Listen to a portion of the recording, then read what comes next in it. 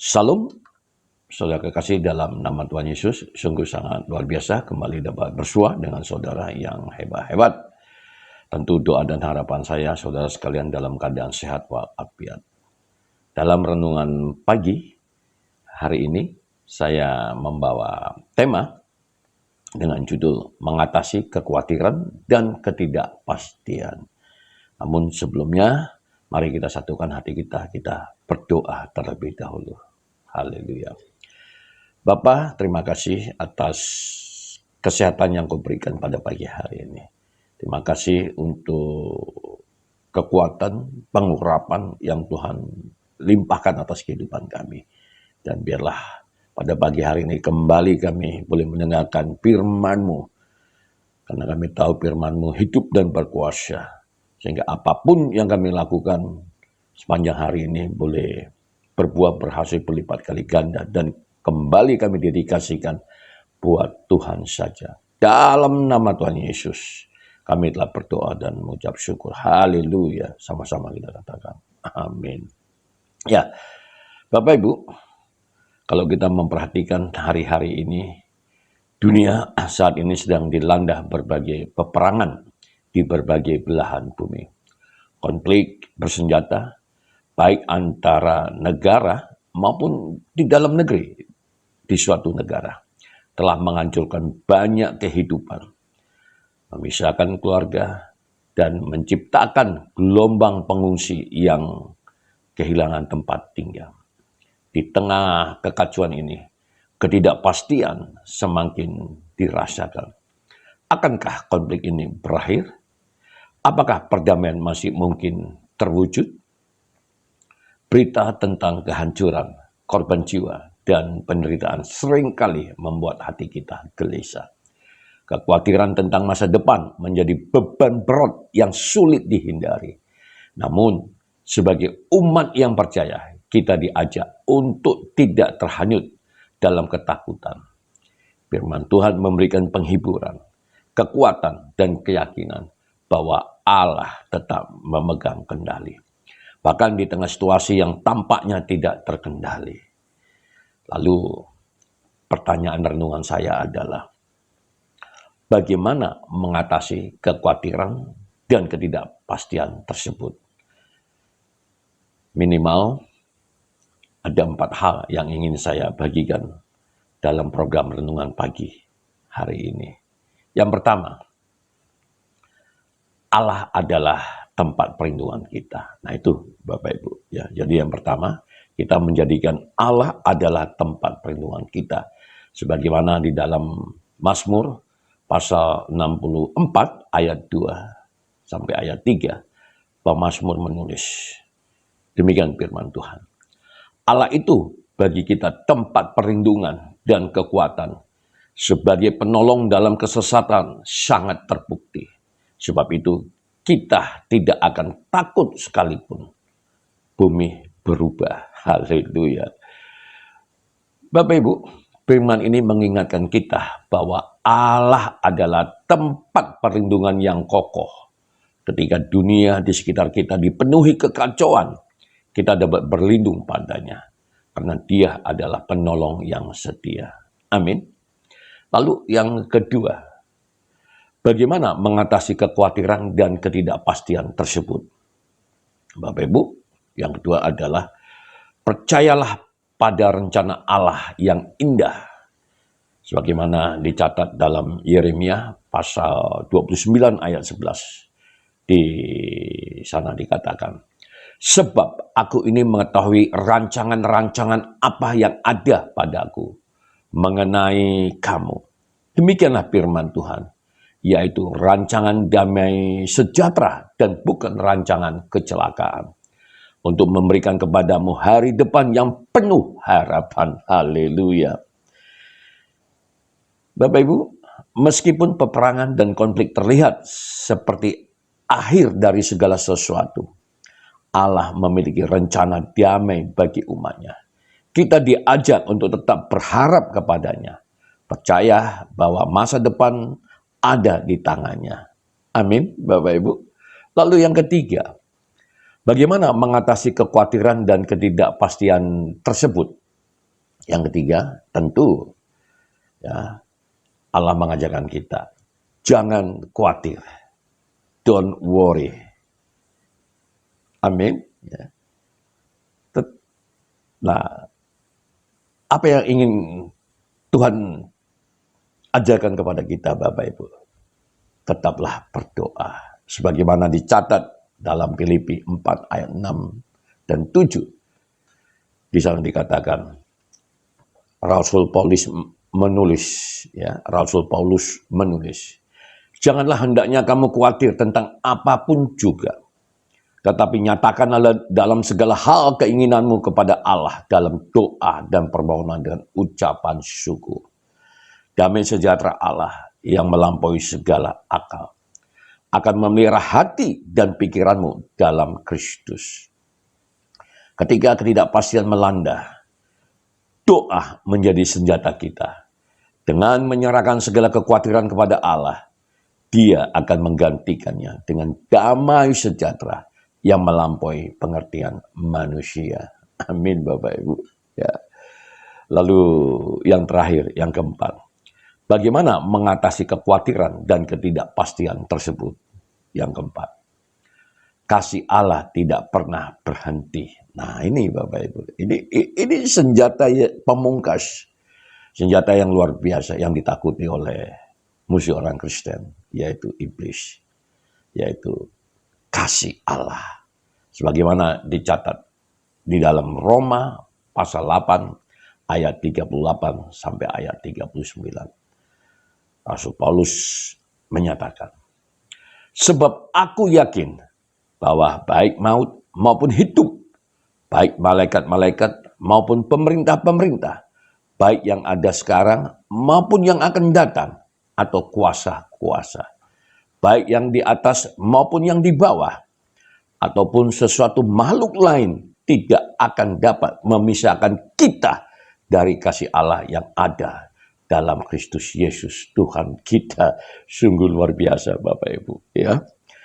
Tidak ada kekuatan dunia termasuk peperangan yang dapat memisahkan kita dari kasih Allah.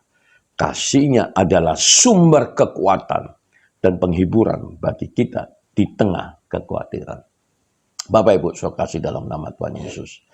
Sebelum saya mengakhiri pesan firman Tuhan dalam renungan pagi hari ini, izinkan saya untuk bersaksi kaitannya dengan kasih Allah. Bapak Ibu, kebetulan mungkin cuma GBI ya tahu juga ya, profesi saya selain sebagai pendeta, hamba Tuhan, Bapak Ibu, ya tentu hamba Tuhan ini panggilan. Ya. Saya juga seorang dosen ya, di sebuah universitas besar di kota Medan. Tapi saya juga seorang advokat, lawyer, pengacara, Bapak Ibu. Nah kebetulan kemarin hari Rabu, saya sidang mendampingi klien saya yang sedang punya perkara di sebuah pengadilan di Sumatera Utara ini, Bapak Ibu. Ya. Nah biasa di dalam persidangan di pengadilan itu, sebelum masuk pada substansi yang akan diperiksa oleh majelis hakim, Bapak Ibu, ada termin atau sesi di mana perselisihan ini harus dibawa pada mediasi yang dikenal dengan sidang mediasi. Diharapkan dalam persidangan mediasi ini tercapai Bapak Ibu. Untuk apa? Supaya perselisihan ini tidak memakan waktu. Nah, singkat cerita, saya kebetulan mewakili perusahaan dan lawan saya adalah penggugat. Jadi kami ada di pihak tergugat, Bapak Ibu. Nah, ketika di hari kedua, para pihak prinsipal itu semuanya harus hadir, ya, yang diwajibkan oleh majelis hakim, Bapak Ibu. Nah, sehingga semuanya hadir. Nah, hakim awalnya sudah mengatakan tidak ada perkara, masalah yang nggak bisa diselesaikan. Semuanya bisa kalau kita mau membuka diri. Kita mau berdamai. Saya aminkan. Amin. In Jesus name, Bapak Ibu. Nah, tapi apa yang terjadi? Bapak Ibu, dari pihak saya, pihak kami, karena saya advokatnya, saya sudah memberikan pemahaman, pengertian kepada klien saya. Kalau bisa di sidang mediasi ini, diselesaikan itu akan bagus. Tapi kita harus membuka pikiran dan hati, memberi ruang untuk bermediasi. Karena ini adalah jalan yang paling sempurna. Karena bisa selesai cepat dan tidak membebani biaya yang sangat mahal. Nah ini Bapak Ibu ya. Kenapa saya lakukan itu? Ya karena saya sebagai seorang hamba Tuhan. Tapi kalau saya sebagai seorang advokat Bapak Ibu yang pikirannya ya pada materi, nah tentu itu bukan nasihat yang bagus ya bagi seorang advokat yang takut akan Tuhan. Makin lama makin bagus. Kan begitu Bapak Ibu ya. Artinya proyek tetap berjalan, penghasilan tetap mengalir. Tapi nah itulah kita yang diutus oleh Tuhan di marketplace Bapak Ibu. Kebetulan saya ada di dunia hukum. Jadi itu nasihat saya kepada klien saya. Tapi apa yang terjadi terhadap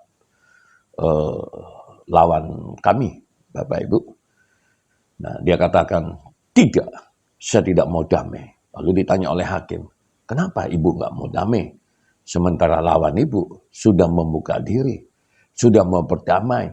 Dan saya melihat, kata hakim, ini potensi untuk berhasil ini besar. Kenapa? Karena pihak tergugat sudah mau damai. Lalu apa yang membuat ibu tidak mau damai? Itu pertanyaannya hakimnya. Apa dia katakan? Martabat saya sudah terinjak-injak. Harga diri saya sudah terinjak-injak. Saya tidak mau damai, Pak Hakim. Nah, padahal penggugat ini, lawan saya ini seorang ibu yang sakit-sakitan, sudah cuci darah. Lalu majelis hakim mengatakan, ibu, saya harus memberikan pengalaman saya kepada ibu. Maaf, saya sudah banyak menangani kasus-kasus yang sulit, khususnya masalah pertanahan. Apa yang terjadi, ibu?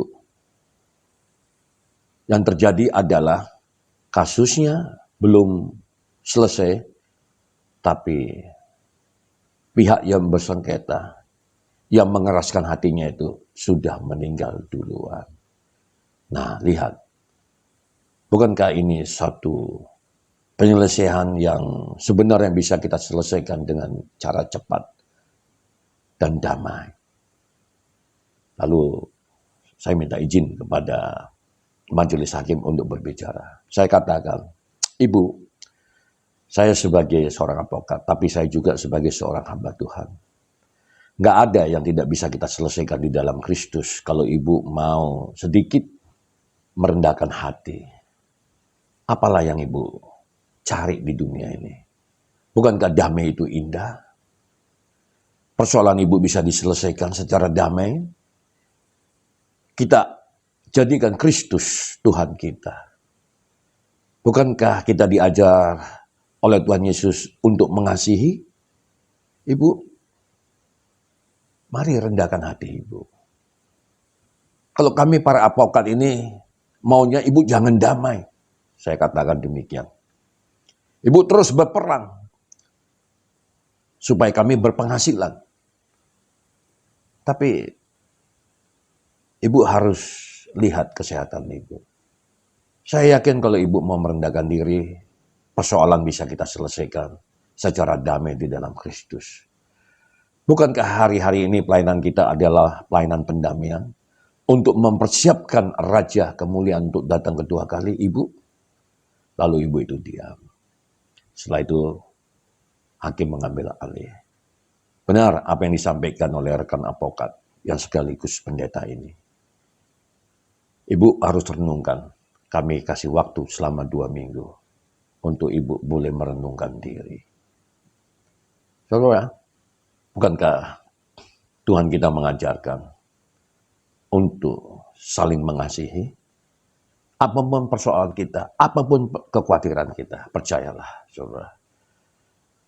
Dengan mengandalkan janji-janji Tuhan ini, kita diajak untuk menguatkan iman, menyerahkan segala kecemasan, sakit hati, harga diri kepada Allah.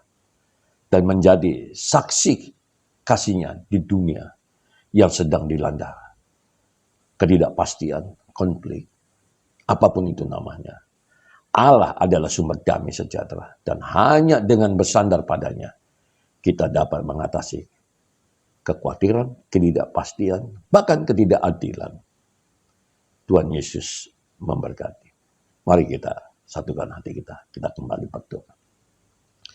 Terima kasih Bapak atas firman yang boleh kami dengarkan pada pagi hari ini. Biarlah kembali firman-Mu menguatkan, meneguhkan iman percaya kami Tuhan. Sehingga apapun masalah yang kami hadapi, semua boleh kami atasi oleh karena kami taat pada ajaran Tuhan, pada firman Tuhan. Karena firman-Mu yang membimbing kami, menuntun kami, untuk kami tiba pada satu titik, di mana kami menyadari kami bukanlah siapa-siapa. Tapi oleh karena Roh-Mu yang Kau embuskan dalam kehidupan kami, maka kami ada seperti saat ini. Berkati apapun yang kami lakukan sehingga semuanya berhasil berbuah berlipat kali ganda. Di dalam nama Tuhan Yesus, kami telah berdoa dan mengucap syukur. Haleluya. Amin. Amin. Bapak Ibu saudara kasih, Tuhan Yesus memberkati. Sampai jumpa lagi. Shalom.